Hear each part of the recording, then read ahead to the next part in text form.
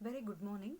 Today I am going to discuss about the computer organization, and here in module number 1, that is basic structure of computers, and in that the subtopic is computer types and functional units. So how the computer will work on it, and how quickly it can manipulate the information, and what is the functional units behind this, that we're going to see now. So before going to this, we need to understand what is computer organization. So computer organization is nothing but it just defines the structure and behavior of the computer, and each and every part it just explains. And we need to understand a computer, it is a programmed based one, and that it manipulates the symbols, and its main principal characteristics are it just responds to the set of instructions in a well defined manner, and it can execute, and it can manipulate the things very easily, quickly, and it can store and retrieve the information as it is, and it can pre-recorded the instructions in a well defined manner. That is, we can say it is a programs, or we can say it is a set of instructions. So therefore the computer can make wonders, it can see the complexity, and wherever we can see the complexity it can manage. And therefore it is having like hardware components and software components in between. So hardware components in the sense the actual machinery parts called the transistor, electronic circuits, and etc. And software components in the sense we can say the combination of the information and data, we can say. So now in this we have five basic functional units, that is input devices and output devices, memory, and then processor, that is arithmetic logical unit, and we can say it is a control unit. So in that control unit we have two things, one is timing signal and another one is the uh, control signal. So that how it will work under this, we will see now one by one. So computer types. So first of all we need to understand a computer is a fast electronic calculating machine that accepts digitized input information and process it according to a list of internally stored instructions and produces the resulting output information. So first of all, a user has to fed the information into the input devices, and the input devices may be directly passed into the processor, or it may be directly passed into the memory, and then we will be getting the outside world environment. So the computer knows only the machine part language, that is zeros and ones, we can say it is a binary coded information. And when we are getting the output, we can say we can whatever the user can understand, so easy understandable language we will be getting. But through passing information through the input devices, it will be going as like the machine coded information. So before coming apart from that, so bus is there. So before going to this bus concept, we have some general purpose computer. All kind of general purpose computer requires the hardware components called CPU and memory and mass storage device, and input devices and output devices. Usually input devices we know very well, and CPU is the basic heart of the computer, we can say. And it just tells the instructions that what computer can what kind of things the computer has to do. And when we talk about the memory, so memory having two things, one is primary memory and then another one is secondary memory. So in that primary memory we can say RAM, that is random access memory. This is volatile memory, and we can say read write memory also. So here the information or operands or in anything, we can say whatever it may be, it will be in the permanent one, and if anytime we can retain the information as it is.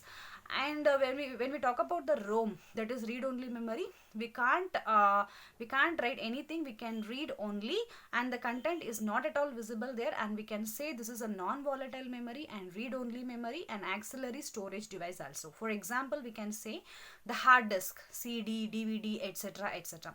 So this is one of the things. So in this, what is a function happening in this computer basic functional in this basic functional units?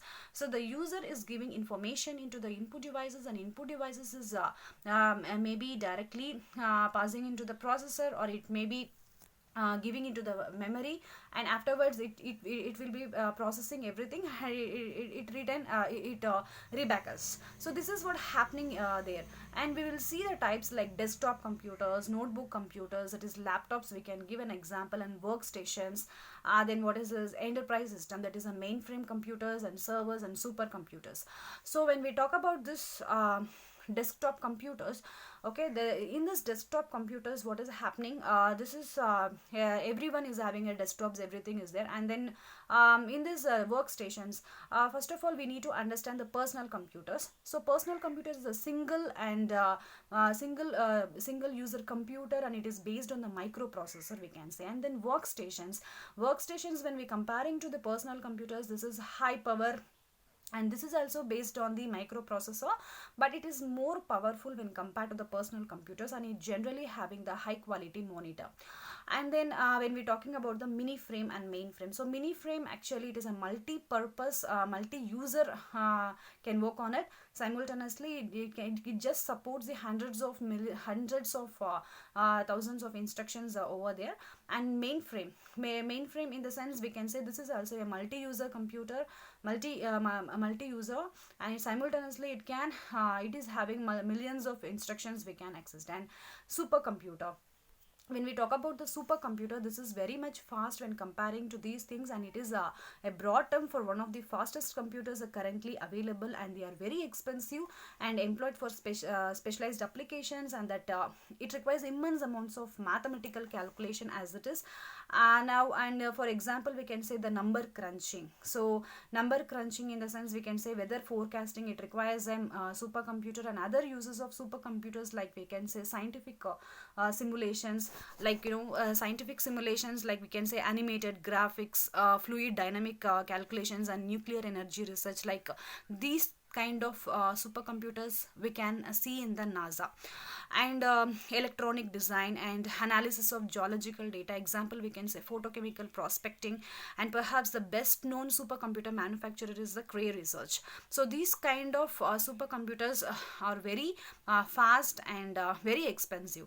And we need to know the very smallest difference between the register and cache memory. And in this registers, we have a word length of information, and it just takes 1 bit information.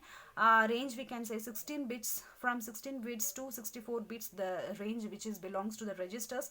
And 1 bit equal to 8 bits, everyone knows. And then when we talk about the cache memory, so at any time we can retrieve the data. So before coming to these kind of things, we need to understand cache memory. What is cache memory? So CPU won't take entire unit of the computer system. So why? So it just take directly from the hard disk. So it just take directly from the hard disk. So hard disk is having a range called generally we can say around 800 GB. So when we talk about the memory, it is around RAM, that is RAM, it is around generally around 8 GB. So for example, if I am going to use the software around 40 GB, then I can't take directly from the memory. So I have to take it from the hard disk. So how I am going to take 40 GB in that hard disk, in the sense I am going to partition, okay, that particular 40 GB only I can take it. So this is how this cache memory will work on it. So this is the computer, this and all computers what we have discussed. And desktop computers, in the sense we can use normally we can use these kind of computers in homes, schools and offices, and this has processing and storage units like video and audio outputs and keyboards and mouse input in and then etc. And even desktop computers we can see in most of the hospital management, and even we can see the hotels, and wherever organization is there, we can see a lot. And notebook computers, we can say laptops, even nowadays so many of them are using the smartphones. So that is also we can say it as a notebook computers, and this is very compact version of a personal computer made as a portable unit, and this is very portable. And workstations, and then in notebook computers, it is very flexible when you are moving in a train, it is very flexible. We can simultaneously work our work as well as we can enjoy the things. And workstations, these have more computational power than PC. So this is also like a personal computer. In general, it is having a high quality monitor, we can say, in these workstations. So now we can see the mainframes. So what is mainframes? So mainframes, and then one more thing we need to understand in this in this one workstations example, we can say like Unix and Windows NT, all those things. So and when we talk about this mainframe computers, okay, mainframe computers like we know mini and mainframe, it is a multi-user purpose. An enterprise system also we can say it as a mainframes, and this is especially used for the business data processing. For all kind of business it is very suitable, and these have the large computational power and large storage capacity than the workstations. And these are referred to as server at low end and supercomputers at high end. So when we talk about the tower model, it just refers to the computer in which power supply, motherboard and mass storage device are stacked on top of each other in the cabinet. So this is in contrast to desktop models in which these components are housed in a more complex box. The main advantage of these kind of tower models is their fewer space constraints, and which makes installations more easily, and additional storage device also we can see in that. So next we'll see the servers. So servers, these have the large database storage units and also can execute requests from other computers. For example, if you are working in an organization, then there are different kinds of divisions we can see, and so many computers and so many related hardware components is there. So by using this one server, we can give all responses to all the computers in between the networks. And so these kind of things we can see in the banks and educational institutions, even in hospitals, and even in business purposes also, business complexes, and wherever we can see if it is a big organization, then we can see this kind of servers. Especially we can see in the educational institutions, by using one server we can serve all the systems. And now when we talk about the supercomputers, this is very complex numerical calculations, especially nowadays we can see in NASA, and they are used in weather forecasting, aircraft design and military applications. So when this supercomputer is especially used for the military peoples, and they can easily grasp the thieves, like in through this GPRS or GPS. By using that kind of technology, they can easily manipulate the things, and they can through this way they can find out the different path of complexities. And now we'll see the functional units. Already we discussed about this.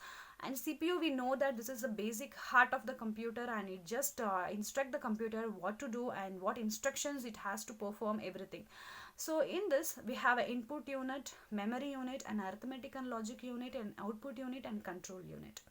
So the user is feeding information to the input devices, and input devices is either it may be transfer that particular information to the memory, or it may be directly passing into the processor that is there.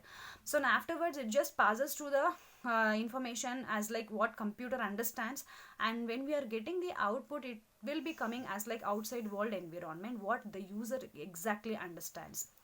So when we talk about this control unit, what is the main purpose of using this control unit? In the sense it just controls all the activities in the computer system, entire computer systems. So in this control unit we have two things. One is control signal, and another one is a timing signal.